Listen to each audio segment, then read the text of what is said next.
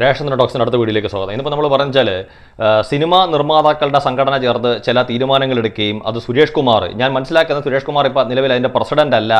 ആന്റണി പെരുമ്പാവൂരിൻ്റെ വാക്കുകളിൽ നിന്ന് എനിക്ക് തോന്നുന്നു ആൻഡോ ജോസഫാണ് ആ സംഘടനയുടെ പ്രസിഡന്റ് എന്നുള്ള രീതിയിലാണ് ആന്റണി പെരുമ്പാവൂരിൻ്റെ ഒരു ഫേസ്ബുക്ക് പോസ്റ്റ് കാണുന്നത്. ഏതായാലും സുരേഷ് കുമാർ ഒരു വാർത്താ സമ്മേളനം വിളിച്ച് സിനിമാ സമരത്തിലേക്ക് പോകുന്നതിനെ കുറിച്ചൊക്കെ സൂചിപ്പിച്ചു. അപ്പോൾ ഇന്ന് ആന്റണി പെരുമ്പാവൂർ അതിനെതിരെ ശക്തമായിട്ട് മുന്നോട്ട് വന്നിട്ടുണ്ട്. കാര്യം ആന്റണി പെരുമ്പാവൂർ പറയുന്നതിൻ്റെ അർത്ഥം എന്ന് പറയുന്നത് തന്നെ ഇത്തരത്തിലുള്ളൊരു കാര്യങ്ങൾ ഏകപക്ഷീയമായിട്ട് തീരുമാനിക്കാൻ സുരേഷ് കുമാർ ആര് എന്നുള്ള ചോദ്യമാണ്. പിന്നെ അത് മാത്രമല്ല, നിർമ്മാണത്തിലിരിക്കുന്ന, അതായത് ഇനിയും ഒരു നിർമ്മാണം പൂർണ്ണമായിട്ടും പൂർത്തിയാകാത്ത എമ്പുരാൻ എന്ന് പറയുന്ന ഒരു സിനിമയുടെ ബഡ്ജറ്റ് പുറത്തു പറയാൻ സുരേഷ് കുമാറിന് എന്ത് അവകാശം എന്നുള്ള രീതിയിലൊക്കെയുള്ള ചോദ്യങ്ങളാണ്. മാത്രമല്ല, 100 കോടി ക്ലബിലേക്ക് ഒരു സിനിമ കൂട്ടുന്നത് എല്ലാ ഭാഷകളിലും 100 കോടി കളക്ട് ചെയ്യുമ്പോഴാണ്, അല്ലാതെ ഒരു ഷെയർ എന്നുള്ള രീതിയിലല്ല എന്നൊക്കെയാണ് ആന്റണി പെരുമ്പാവൂരിൻ്റെ ഭാഗത്തെ വാദങ്ങളെന്ന് പറയുന്നത്.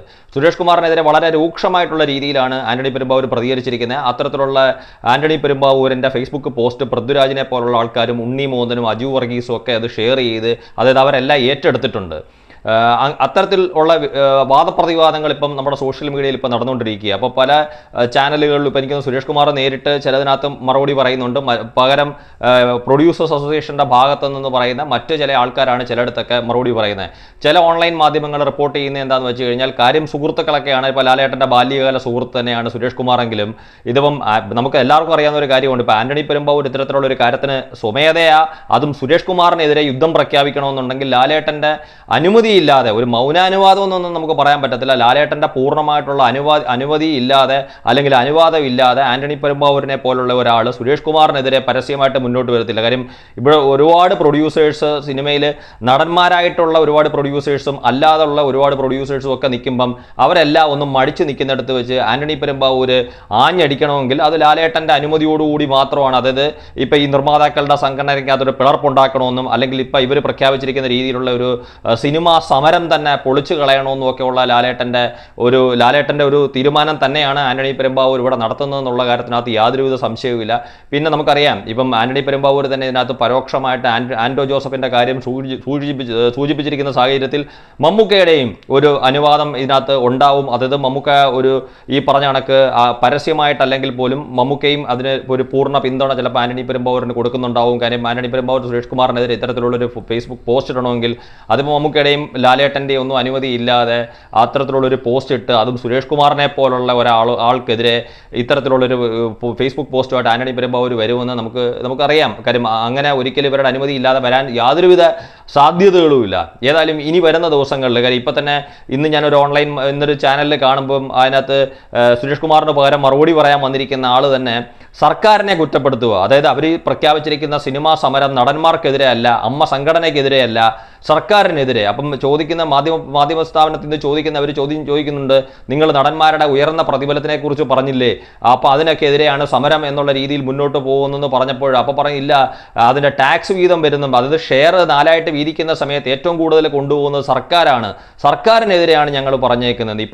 ഇപ്പം അന്നേരത്തെ ഒരു ആവേശത്തിനകത്ത് ഇത്തരത്തിലുള്ള ഒരു വാർത്താ സമ്മേളനം വിളിച്ച് അമ്മ സംഘടനയ്ക്കെതിരെ അതിന് നാഥനില്ല കളരിയാണെന്നും പ്രതിഫലം കുറയ്ക്കണമെന്നും നടന്മാർ നിർമ്മിക്കുന്ന സിനിമകൾ തിയേറ്ററിൽ പ്രദർശിപ്പിക്കാൻ അനുവദിക്കത്തില്ലെന്നും ഒക്കെ വീരവാദം പറഞ്ഞ സുരേഷ് കുമാറും കൂട്ടുകാരും ഇപ്പം പുറകോട്ട് പോകുന്ന ഒരു കാഴ്ചയാണ് കാണുന്നത്. കാര്യം ഇതൊക്കെ പറഞ്ഞാലും ആന്റണി പെരുമ്പാവൂർ എൻ്റെ സിനിമകളുടെ അപ്പം അദ്ദേഹത്തിന് ഏറ്റവും കൂടുതൽ ചൊടിപ്പിച്ചിരിക്കുന്നത്, അദ്ദേഹം 100 കോടി 200 കോടി പോസ്റ്റർ പല പ്രാവശ്യം അടിച്ചിട്ടുള്ള ആളാണ്. അപ്പം ലൂസിഫറിനും അല്ലെങ്കിൽ ദൃശ്യം പോലുള്ള സിനിമയ്ക്കും അല്ലെങ്കിൽ പുലിമുരുകൻ എന്ന് പറയുന്ന സിനിമ ഇപ്പം ആശീർവാദിൻ്റെ അല്ലെങ്കിൽ പോലും ഇപ്പം ഉദാഹരണം തരുൺമൂർത്തി ഡയറക്റ്റ് ചെയ്യുന്ന രജപുത്ര ഫിലിംസിൻ്റെ തുടരും എന്ന് പറയുന്ന സിനിമയുടെ തന്നെ ഒരു റിലീസ് ഡേറ്റ് ആദ്യം ജനുവരിയിൽ അവസാനം എന്ന് പറഞ്ഞത് തരുൺമൂർത്തി തന്നെ പറയുന്നതെന്ന് പറഞ്ഞാൽ അത് ആശീർവാദിൻ്റെ ഭാഗത്തു നിന്നുള്ള ഇടപെടൽ കൊണ്ടാണ് അത്തരത്തിലുള്ള ഒരു പോസ്റ്റർ അന്നേരം ഉണ്ടായത്. ഒരു റിലീസ് ഡേറ്റ് അന്നേരം ഒരു തീരുമാനിക്കാമെന്ന് കരുതി എന്നൊക്കെ പറയുന്ന സാഹചര്യത്തിൽ സ്വാഭാവികമായിട്ടും ആന്റണി പെരുമ്പാവൂരിൻ്റെ 100 കോടി പോസ്റ്ററുകളൊക്കെ വ്യാജമാണെന്ന് സുരേഷ് കുമാർ പരോക്ഷമായിട്ട് പറയുമ്പോൾ അത് സ്വാഭാവികമായിട്ടും ഇപ്പോൾ ലാലേട്ടൻ്റെ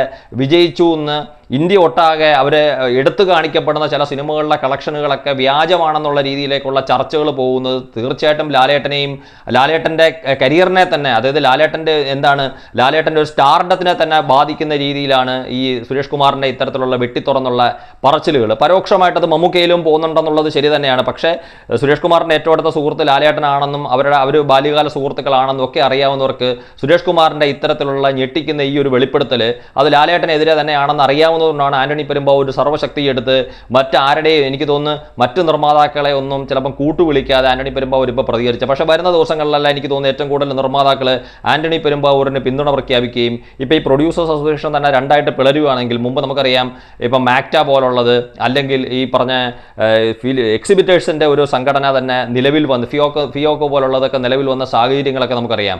ഒരു പക്ഷേ ഇപ്പം ഈ പറഞ്ഞ പ്രൊഡ്യൂസർ അസോസിയേഷനും പിളർന്നിട്ട് സുരേഷ് കുമാറിനെ പോലുള്ളവർ പൂർണ്ണമായിട്ടും പുറത്തു പോവുകയും ഒരുപക്ഷെ ആന്റണി പെരുമ്പാവൂരിൻ്റെയൊക്കെ കൈകളിലേക്ക് തന്നെ നിർമ്മാതാക്കളുടെ സംഘടന എത്തിയാൽ അതിനകത്ത് അത്ഭുതപ്പെടേണ്ട കാര്യമില്ല. കാര്യം ഇപ്പം മമ്മൂട്ടി കമ്പനി ആണെങ്കിലും ആശീർവാദ് ആണെങ്കിലും ഇപ്പോൾ വേഫെയറും പൃഥ്വിരാജ് പ്രൊഡക്ഷൻസും ഉൾപ്പെടെയുള്ള ആൾക്കാരെല്ലാം സ്വാഭാവികമായിട്ട് ഈ ഒരു കാര്യത്തിനകത്ത് ആന്റണി പെരുമ്പാവൂരിനെയും ലാലേട്ടനോടും ഒപ്പം തന്നെ ആയിരിക്കും എന്നുള്ള കാര്യത്തിനകത്ത് യാതൊരുവിധ സംശയവുമില്ല. എന്തായാലും വരുന്ന ദിവസങ്ങളിൽ കാത്തിരുന്ന് കാണാം എന്താണ് സിനിമാ മേഖലകളിൽ സംഭവിക്കുന്നതെന്ന്.